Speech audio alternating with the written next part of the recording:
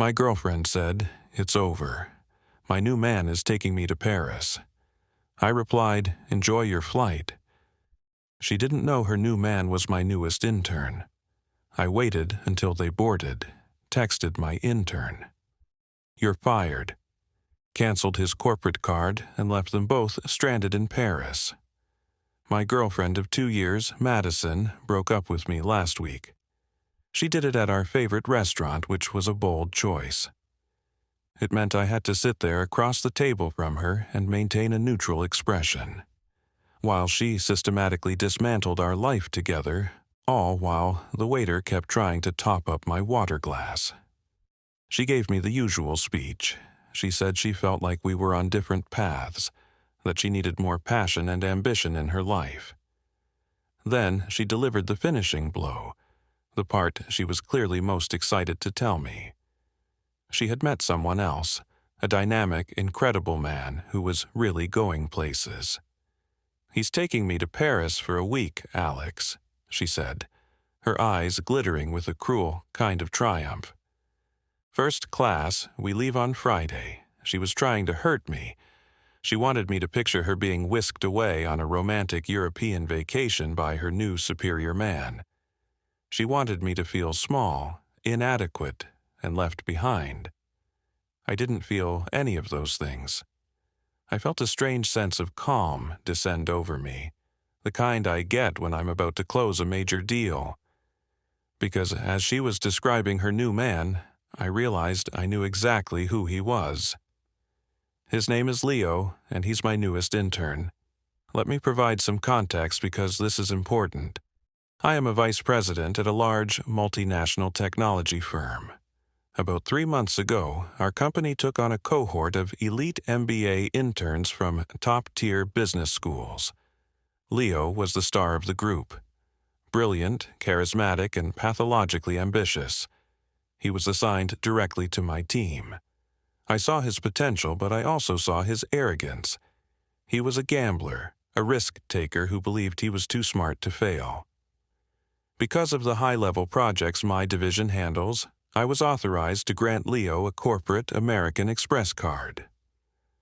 This is not standard practice for interns, but he was on a fast track. The card was intended for approved expenses related to an upcoming project that involved potential international travel and client meetings in Europe. It had a generous limit, and as his direct manager and the authorizing VP, I had full oversight of his account. I was giving him a lot of rope a test to see if he could handle the responsibility. So when Madison, whose own salary is modest, started talking about first-class tickets to Paris, a switch flipped in my head. I knew Leo didn't have the personal funds for that kind of trip. There was only one way he could be paying for it. He was using the rope I gave him to hang himself. I continued to play my part. I listened patiently to Madison. I feigned a mild, heartbroken surprise. I even asked in a quiet voice, "When does your flight leave on Friday?" She told me the airline and the flight number, eager to twist the knife. 7:00 p.m., direct to Charles de Gaulle, she said with a smug smile. Later that evening, while she was at our apartment packing her things to move out, I was in my home office. I logged into my company's corporate expense portal, and there it was in black and white. A real-time feed of Leo's spectacular stupidity. Charge 1, 2 first-class round-trip tickets on Air France. Cost $14,500. Charge 2, 1 week prepaid at a 5-star hotel on the Champs-Élysées. Cost $8,200. Charge 3, a cash advance taken out at an airport ATM. Cost $1,000. He was using the company card like it was his personal trust fund. It was brazen, reckless, and career-endingly foolish. He was betting everything on the idea that he could either hide these expenses or that I wouldn't notice. He was making a very, very bad bet. When Madison was finally packed and ready to leave my apartment for good, she stood at the door with her suitcases. She gave me one last pitying look. "Well, Alex," she said, "I'm off to start my new life. My new man is taking me to Paris." I looked her straight in the eye, my expression unreadable. "Enjoy your flight," I said. For the next 2 days, I did nothing. I let them go through the motions. I could see the charges for airport lounge access and overpriced sandwiches pop up on the portal. Then, on Friday evening, I opened the flight tracker website. I watched their flight status go from at gate to boarding to taking off. I waited until the little airplane icon showed them safely over the Atlantic Ocean, well past the point of no return. I picked up my phone. I had a text message already drafted and waiting. It was addressed to Leo.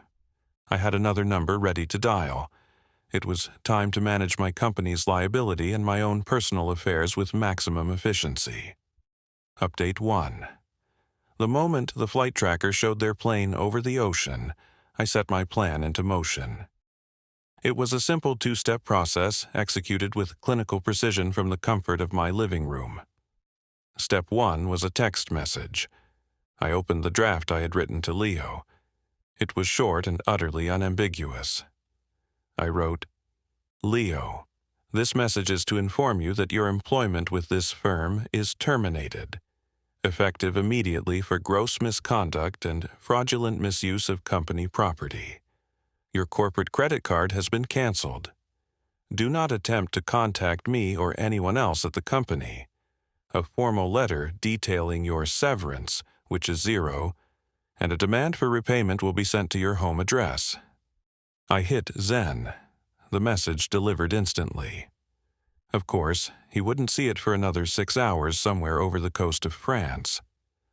Step 2 was a phone call.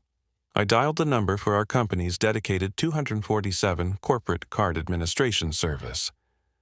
A sleepy agent answered. I identified myself by name and my executive ID number. I need to report a card being used for fraudulent purposes and have it canceled immediately. I said I gave them Leo's card number. As the authorizing vice president for the account, I had the absolute authority to do this. I told the agent that the employee had been terminated, and that all recent charges, including the airline tickets and the hotel booking, were to be flagged as fraudulent and subject to chargeback procedures. The agent typed for a moment. "Okay, Mr. Sterling," he said. "The card has been deactivated. All pending charges have been frozen. A fraud investigation will be opened on our end." "Excellent," I said. "Thank you for your efficiency." And that was it. In the space of 5 minutes, I had fired my rogue intern and vaporized his financial lifeline. I imagined the sequence of events that would unfold upon their arrival in Paris. They would be giddy with excitement, full of champagne from their first-class flight. They would take a taxi to their luxurious 5-star hotel. They would walk up to the check-in desk, and the polite concierge would look at their reservation, tap on his keyboard, and then deliver the bad news with a slight frown. "I'm so sorry, sir, but the credit card used to book this room has been declined. The reservation is no longer valid." From there, their dream vacation would spiral into a nightmare. Every plan they had would evaporate. The corporate card in Leo's wallet was now just a useless piece of plastic. His personal bank account, as I knew from his intern salary, would be woefully inadequate for even one night in a cheap Parisian hotel, let alone 2 last-minute economy tickets back home. They were stranded just as I predicted about 8 hours later. My phone began to vibrate. It was a call from a number I didn't recognize, but the country code was for France. I let it go to voicemail. A minute later, it rang again, ignored. Then came the barrage of texts from Madison. "Alex, what did you do? The hotel won't let us check in. Leo's card keeps getting declined everywhere. He says you canceled it. He just got a text saying he's fired. Is this your idea of a joke? Alex, this isn't funny. We have no money. We are stuck here. You have to fix this. You owe me this." I read the texts, a cold sense of justice washing over me. Owed her. I owed her nothing. After a dozen more frantic messages, I decided to grant her one final reply. I typed a single simple sentence. "This sounds like a personal problem between you and your dynamic, ambitious man. As I said before, enjoy your flight, or in this case, your vacation." I sent the message, then I blocked her number. I blocked her on every social media platform. I erased her from my digital life as completely as I had just erased her vacation plans. Shortly after, a few of her friends started texting me, clearly fed a panicked, one-sided story. "What you're doing to Madison is cruel." One wrote, "There's been a terrible misunderstanding. You need to help them." I didn't reply. I just blocked their numbers too. This wasn't a misunderstanding. It was a consequence. Madison had hitched her wagon to a man who tried to build a life on theft and arrogance. I simply pointed it out to him and to her in the most direct and undeniable way possible. They were now in a 5-star city with a 0-star budget left to sort out the mess they had created for themselves. Update 2. The first order of business when I got to the office on Monday was to formalize the situation. I met with our head of HR and my own boss, the executive vice president. I laid out the facts clinically, presenting them with the printout from the corporate expense portal. I showed them the timeline of charges, the first-class tickets, the luxury hotel, all booked for personal use. I terminated Leo's internship for gross misconduct on Friday evening as soon as the fraudulent activity was confirmed, I explained. I also had his corporate card deactivated to prevent further unauthorized spending and to protect the company from additional liability. They were both grim-faced, but fully supportive. My boss clapped me on the shoulder. "Good call, Alex." He said, "You acted decisively to protect the firm's assets. This kid was a loaded cannon. Better to find out now than 6 months down the line when he's handling real client data."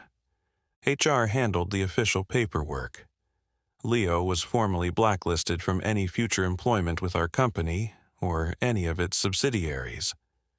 My swift action was noted in my file, not as a personal vendetta, but as a demonstration of strong executive oversight. Professionally, I had come out of this looking even better.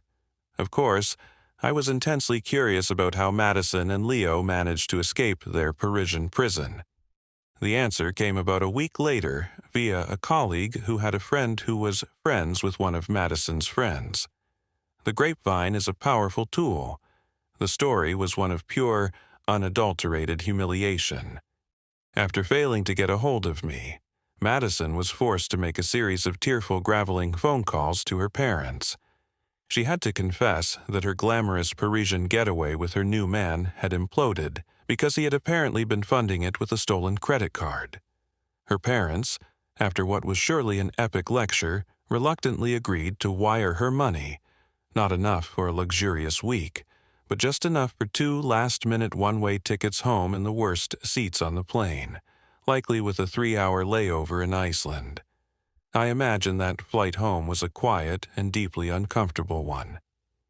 Upon her return, Madison, now broke and thoroughly humiliated, launched a desperate retaliation campaign.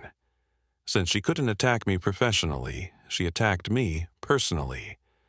She started spreading vicious rumors to anyone who would listen. She claimed I was a jealous, controlling monster. She said I had been emotionally abusive for years, and that I had engineered Leo's firing out of pure spite because I couldn't handle her leaving me for a better man. She also tried a financial attack. She sent me a long, legally worded email, clearly written by someone else, demanding I return all the gifts she had given me over our 2 years together. She also claimed she was entitled to a portion of my assets because of her emotional labor and her contributions to our shared life. The list of her supposed property included expensive furniture, art, and electronics that I had bought long before she moved into my apartment. This was amateur hour. I didn't even respond to her email. I simply forwarded it to my personal attorney. my lawyer drafted a short, sharp, and brutal cease and desist letter. It stated in no uncertain terms that I owed her nothing. It pointed out that her claims to my property were baseless and fraudulent. It included copies of receipts for the major items she had listed, proving my sole ownership. The letter concluded with a very clear warning. It referenced the fact that she was knowingly complicit in Leo's attempt to defraud my company by participating in the trip. It noted that while my company was pursuing Leo, they had, as of now, chosen not to pursue her. The letter strongly advised her that any further contact, harassment, or defamatory statements against me could result in me recommending to my company's legal team that they reevaluate her status as a witness and consider her a co-conspirator. It was a checkmate. Threatening her would accomplish nothing, but threatening her with the full legal weight of a multi-billion-dollar corporation, that was a threat she had to take seriously. The rumors stopped. The emails stopped. There was only silence. Final update. It has been 4 months since the Paris incident. The waves have settled, and the final consequences of Madison and Leo's little adventure have come fully into focus. Their story did not have a happy ending. First, Leo, his professional life is not just stalled, it's a smoldering crater. My company's legal department, as promised, sent him a formal demand letter for the repayment of every single dollar he fraudulently charged to the corporate card. The total came to just over $24,000. They gave him 30 days to arrange a payment plan before they would escalate to a civil suit. Furthermore, my company's HR department, as is standard practice in cases of ethical violations, sent a formal letter to the dean of his business school. The letter detailed the circumstances of his termination, including the misuse of funds and the breach of contract. An MBA from a top school is built on a foundation of networking and reputation. That foundation is now poisoned. He has been blacklisted in our industry. No reputable firm will hire someone with a record of being fired for cause over financial misconduct. His brilliant career was over before it even began. Now, for Madison, her life since returning from her 2-day week in Paris has been a slow, painful collapse. The relationship with Leo, which was built entirely on his flashy promises and my company's money, evaporated the moment they landed back home. He was now unemployed, disgraced, and facing a massive debt. He was no longer the dynamic alpha she had left me for. He was a liability. They broke up within a week. Madison found herself in a terrible position. She was broke, having spent her savings on the humiliating flight home. She had been publicly dumped by the man she had publicly left me for, and she was effectively homeless, as her name was never on my lease. The last I heard from that same reliable grapevine, she was forced to move back in with her parents. She is in her late 20s, living in her childhood bedroom, her grand Parisian dream having turned into a nightmare of suburban failure. I received one final email from her about a month ago, sent from a new address. It was a pathetic, rambling message. It alternated between blaming me for ruining her life and vaguely apologizing for how things ended. It was the classic self-pitying monologue of a person who still refuses to take responsibility for her own choices. I read it, felt absolutely nothing, and then deleted it and blocked the address. As for me, life is good. My position at the company is stronger than ever. I am respected for being a leader who is both decisive and protective of the company's interests. My apartment is peaceful. I've been focusing on my work, hitting the gym, and reconnecting with friends who I had neglected while I was with Madison. I don't consider what I did to be revenge. Not in the emotional sense. I saw it as a risk management problem. I had an employee who was a liability and a partner who was complicit in his recklessness. I took the most efficient and logical steps to neutralize the threat to my company and to my own life, The fact that their personal lives imploded as a result was simply a predictable consequence of their own terrible decisions. They gambled using my company's money and my trust as their stake, and they lost spectacularly.